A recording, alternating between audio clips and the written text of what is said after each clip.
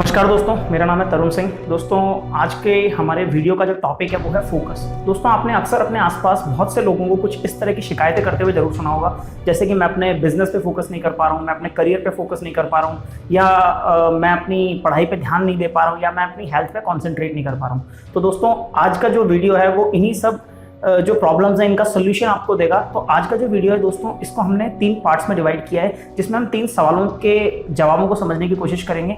Number 1, focus होता क्या है। नंबर 2, आप फोकस क्यों नहीं कर पाते हैं या आपको फोकस करने में कौन सी दिक्कतें आती हैं। और नंबर 3, कि आप अपने फोकस करने की क्षमता को आखिरकार किस तरीके से बढ़ा सकते हैं।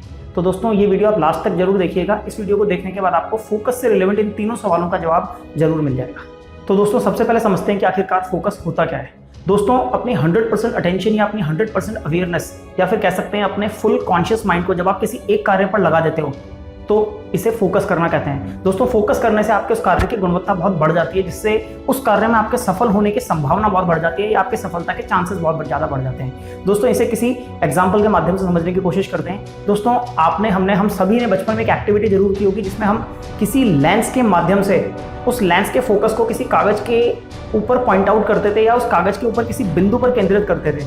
और जब हम ऐसा कर पाते थे दोस्तों, तो थोड़ी ही देर में वो कागज जलने लग जाता था। दोस्तों, ऐसा इसलिए होता था क्योंकि जब हम उस लेंस की सतह या उस लेंस के सरफेस पे पड़ने वाले लाइट को किसी एक पॉइंट पे फोकस करते थे, तो उस पर्टिकुलर पॉइंट पे लाइट की इंटेंसिटी बहुत हाई हो जाती थी, और उसकी वजह से थोड़ी देर में वो कागज जलने लग जाता था।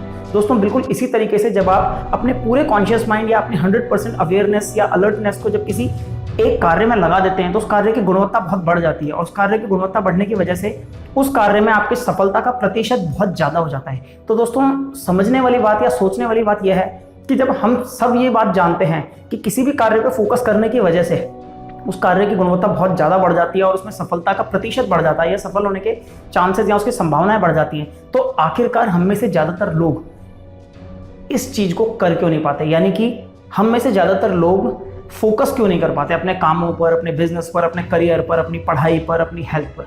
तो दोस्तों, इस वीडियो के सेकंड पार्ट में अब यही समझेंगे हम कि आखिरकार हम में से ज़्यादातर लोग फोकस करने में असफल क्यों हो जाते हैं, या हम में से ज़्यादातर लोग फोकस क्यों नहीं कर पाते। और दोस्तों, इस चीज़ को समझने के लिए भी हम लेंस वाले एग्जाम्पल का ही उपयोग करेंगे। दोस्तों, आपने अक्सर देखा होगा, जब भी हम ऐसा करने की कोशिश करते थे, यानी कि लेंस का फोकस किसी कागज के एक बिंदु पर केंद्रित करने की कोशिश करते थे, तो कई बार ऐसा होता था कि लेंस के हिलने की वजह से या लेंस में जो वाइब्रेशन आते हैं उसकी वजह से हम फोकस करने में थोड़ी सी हमें प्रॉब्लम होती थी, हम फोकस नहीं कर पाते थे।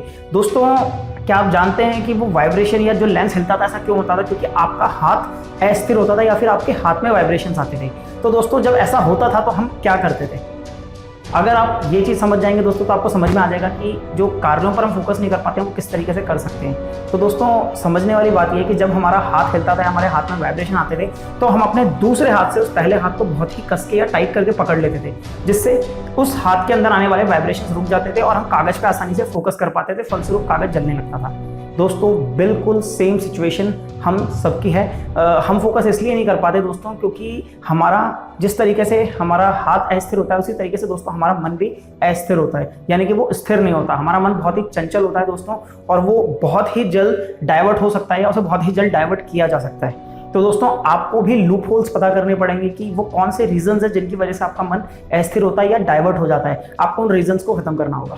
दोस्तों, इसे एक और एग्जांपल से समझने की कोशिश करते हैं। दोस्तों, आपने अक्सर देखा होगा कि जब हम स्कूटी या बाइक चलाते हैं, और कई बार ऐसा होता है कि जो हमारा ग्लास यानी कि जो बैक मिरर है, उसके लूज होने की वजह से वो ढीला हो जाता है, और उसके हिलने की वजह से हम पीछे से आ रही गाड़ियों या ऑब्जेक्ट्स पर फोकस नहीं कर पाते। तो ऐसे में दोस्तों हम क्या करते हैं?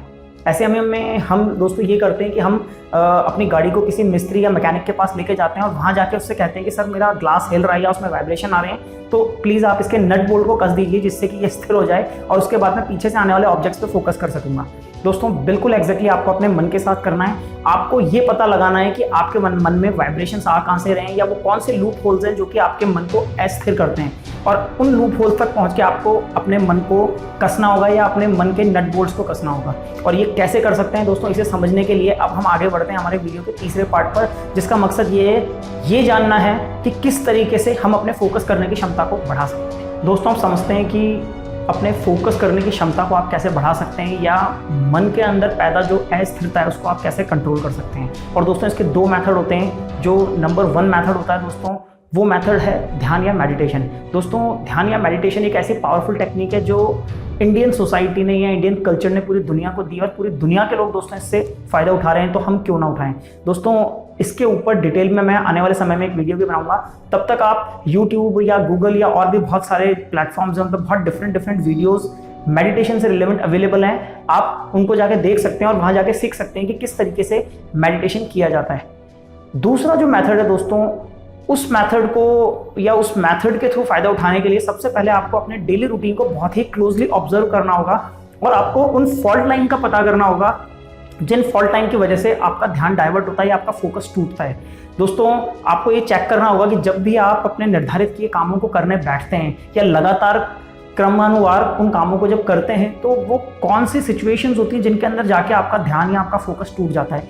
एग्जाम्पल के लिए बताता हूँ दोस्तों, मेरा एक बहुत अच्छा ट्रैक रिकॉर्ड है कि मैंने कभी भी जो मेरे इंजीनियरिंग के एग्ज़ाम्स होते थे उनमें मैं रात को सोता नहीं था, एग्जामिनेशन से पहले वाली रात को कभी भी सोता नहीं था। और दोस्तों ऐसा नहीं है कि मैं हमेशा से ऐसा कर पाता था। इनिशियल्स में जब स्कूल के बाद मैं कॉलेजेस में आया था तो इनिशियली मुझे रियलाइज़ हुआ कि यार कोर्स या सिलेबस इतना ज़्यादा होता है कि प्रीवियस नाइट को एक बार पूरे सिलेबस का रिवीजन करना बहुत ज़रूरी होता है। अदरवाइज नेक्स्ट डे वो कॉन्फिडेंस आपके अंदर नहीं हो पाता एग्जाम देते टाइम, जो प्रीवियस रात को पूरी रात को पढ़ाई करने के बाद आपको मिल पाता है। तो मुझे दोस्तों इनिशियल में बड़ी प्रॉब्लम होती थी, क्योंकि जैसे ही मैं पढ़ने बैठता था रात को, खाना खाता था, खाना खाने के 1 से 1.5 घंटे बाद जब मैं पढ़ने बैठता था तो मुझे बहुत ज़्यादा नींद आने लग जाती थी और मेरे लिए जगना बड़ा ही मुश्किल हो जाता था। तो दोस्तों जब मैंने क्लोजली ऑब्जर्व किया तो मुझे समझ में आया कि जब मैं खाना खाता हूँ तो खाना खाने की वजह से, क्योंकि डाइजेशन सिस्टम अपना काम करना चालू कर देता है, तो थकान ज़्यादा होती है और आपको जल्दी नींद आती है।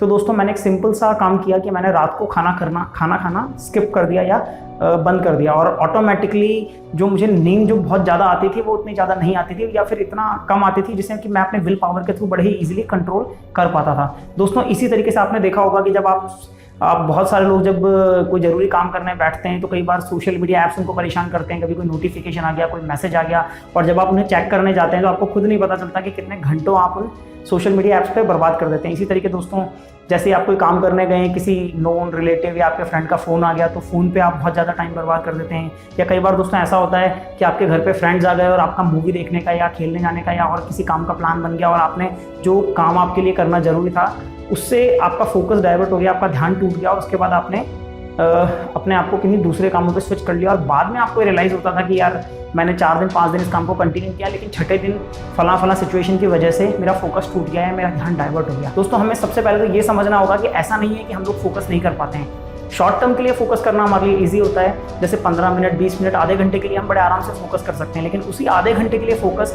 अगर साल के 365 दिन हमें करना हो, यानी कि डेली हमें करना हो, तो वो हमारे लिए मुश्किल हो जाता है। हम 2 दिन 4 दिन 5 दिन करते हैं, उसके बाद हमारा ध्यान या हमारा फोकस डाइवर्ट हो जाता है और उस काम को हम करना छोड़ देते हैं। तो दोस्तों समझने वाली बात यह है कि शॉर्ट टर्म में फोकस करना आसान होता है, बट दोस्तों रिजल्ट्स अचीव करने के लिए आपको लॉन्ग टर्म में फोकस करना बहुत जरूरी होता है और वो कर पाना दोस्तों एक्चुअल में बड़ा मुश्किल होता है। तो उसके लिए दोस्तों आपको अपने रूटीन को क्लोजली ऑब्जर्व करना होगा, चेक करना होगा कि वो कौन से लूप होल्स हैं जहाँ या जिन पॉइंट्स की वजह से या जिन प्रॉब्लम्स की वजह से आप फोकस नहीं कर पाते हैं, आपका ध्यान या आपका फोकस डाइवर्ट होता है। तो दोस्तों समझने वाली बात यह है कि आपको प्रायोरिटीज अपनी सेट करनी होंगी और इन फॉल्ट लाइंस को पकड़ के इनका सोल्यूशन ढूंढना होगा। जैसे कि अगर आपको लग रहा है कि सोशल मीडिया आपका एक हद से ज़्यादा समय बर्बाद कर रहा है, तो दोस्तों आप एक निश्चित समय फिक्स कर सकते हैं सोशल मीडिया के लिए कि मैं केवल इसी समय सारे नोटिफिकेशंस या मैसेजेस को चेक करूंगा, और बाकी टाइम आप अपने मोबाइल डेटा या वाईफाई को ऑफ रख सकते हैं। खासतौर पर जब आप काम करने जा रहे हैं, कम से कम उस टाइम को आप अपने मोबाइल को या तो स्विच ऑफ कर दीजिए, नहीं तो मोबाइल डेटा को आप या वाईफाई को आप ऑफ कर सकते हैं। इवन अगर आपको लग रहा है कि आपके पास कॉल्स ज़्यादा आते हैं, फ़ोन ज़्यादा आते हैं, तो अपने फ़ोन को आप साइलेंट मोड पे लगा सकते हैं। फाइनली दोस्तों बात इतनी सी है कि आपको अपने सॉल्यूशंस खुद ढूंढने होंगे, क्योंकि ये प्रॉब्लम्स आपकी हैं। जब तक आप अपने प्रॉब्लम्स को या अपने रूटीन को ढंग से ऑब्जर्व नहीं करेंगे, आपको पता नहीं चलेगा कि फॉल्ट लाइन कहाँ है और उनको कैसे आपको ठीक करना है। दोस्तों मेरी एक बात हमेशा याद रखना, अगर आज का मज़ा कल की सज़ा बन सकता है, तो ऐसे मज़े को त्याग देने में समझदारी है। और दोस्तों समझदारी दिखाने के पैसे नहीं लगते, नीयत लगती है। एंड आई होप दोस्तों कि ये नीयत आप सबके अंदर है। दोस्तों अगर ये वीडियो आपको अच्छा लगा हो तो प्लीज़ कमेंट सेक्शन में मुझे बताएं। धन्यवाद दोस्तों, जय हिंद, जय भारत।